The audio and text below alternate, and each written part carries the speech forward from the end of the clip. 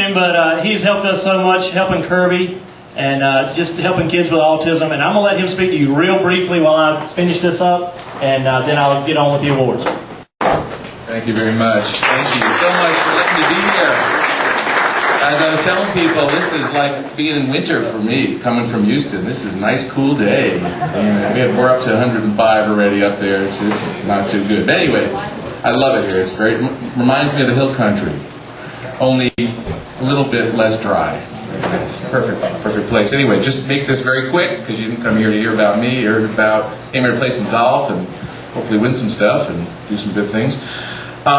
Just to let you know a little bit about autism. There's a lot of myths about autism. Like people think that people with autism are all like Rain Man or mentally retarded and they're not going to be able to make it. But what do you know? We know now. We know that most people with autism are not mentally retarded. They may think they are. They may have trouble letting you know what they can do.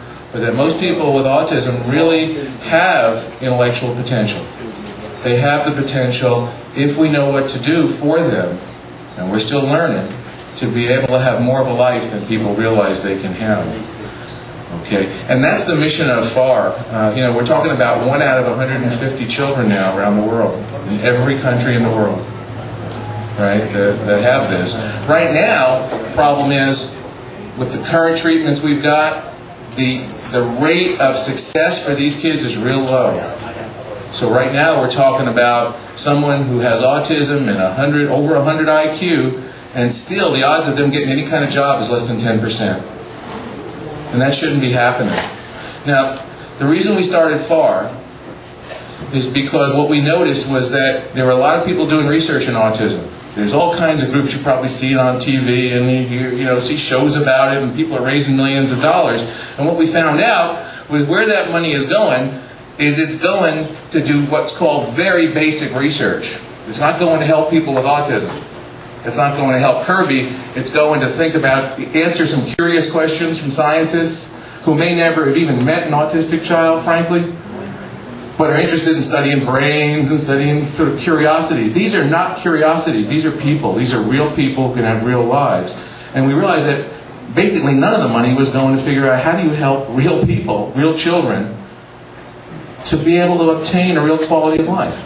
And it was just astounding. All these millions are going there, and nothing's going for the kids now to figure out how are we going to help kids like Kirby someday have real friends, to be able to have a job, to be able to have a life. And he can.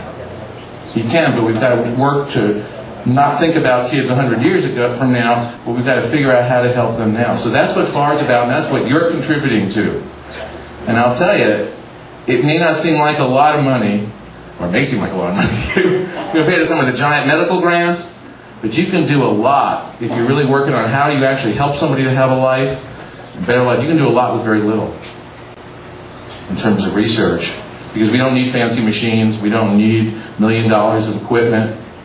We don't spend, none of that money gets spent on that. They spend on how do you take everyday life and how do you use that as an opportunity to teach that child to think a little bit more, to consider a little bit more, to just attend to more things, little by little, day by day, so you don't need all that fancy stuff. So what the research can do is really have an enormous payoff. And I've seen an enormous payoff already with one of these people who I didn't get to see for about a year, so it's really cool to see them.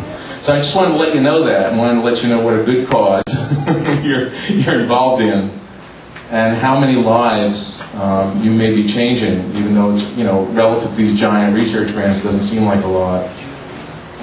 It is. So I just wanted to let you know how much I appreciate what you're doing, and thousands of other families do as well. So I want to just thank you very much for letting me be here today.